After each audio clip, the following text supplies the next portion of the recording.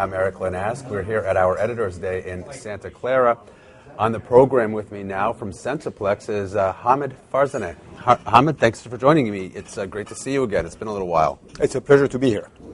So we've talked a lot in the past about what Sensoplex is doing around wearables, kind of where you see the wearable space going. You're getting into some new areas as well. What can you tell me about that?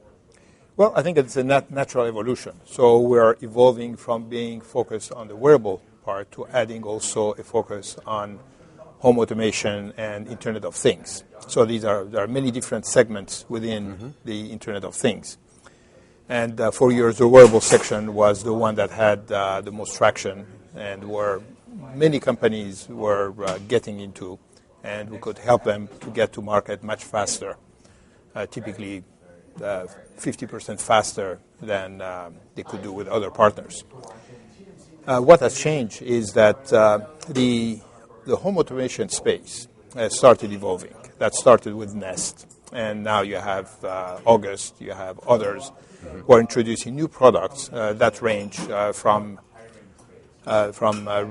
automated door openers, so essentially replacing the old key lock, right, to innovative security systems, to energy management at the home level. And that area has been growing very fast over the last year and a half. And now we have a number of customers for whom we're designing products for that space.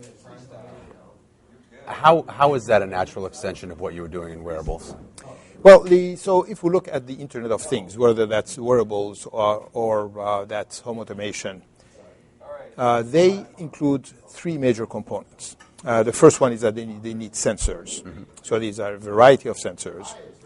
The second one is some processing power, and typically low power, because you do not want to have to change the batteries all the time or recharge them all the time. And the third thing is that these devices have to be networked. And these three components are the core building blocks for the wearables, as well as in every other Internet of Things segment. So for us, it's going from wearables to Internet of Things.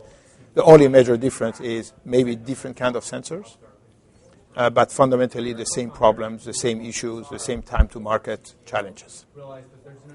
What kind of adoption are we seeing around connected home? There is, home automation, the notion of home automation has been around for a long time. So it has been around for the last maybe 40 years. Sure. And I know that, I built my own house 15 years ago, and there was a contractor who was trying to convince me to automate all the lightings. And Crestron has been doing that for years, but I wasn't really sold on that because that was not providing me any new experience, any new value above and beyond the typical light switch. What has changed is that now with networking, with analytics in the cloud, there can be much more thoughtfulness applied to how devices help make people's life easier and more comfortable and more convenient in their homes. So what has changed essentially is that you have not only all these different sensors that are being developed and are cheaper, smaller, lower power, but you also have connectivity and networking that's being more standardized, so that if you're buying a security system and you have an energy management system, and if you have a keyboard lock, for example, all of them would be able to use the same backbone in terms of networking throughout the home and get to the cloud through whatever internet pipe the house is using. And that maturity really started happening about a couple of years ago, and now it's accelerating. So now we see people buying products for what that specific product can do for them, rather than looking at home automation as a goal. Which in turn, then what that really means is it's about the data and the analytics and how that all works. not so much about the product, not so much about the lights themselves, for Yes, instance. exactly. That's the experience. That's the self-learning capability that analytics offers.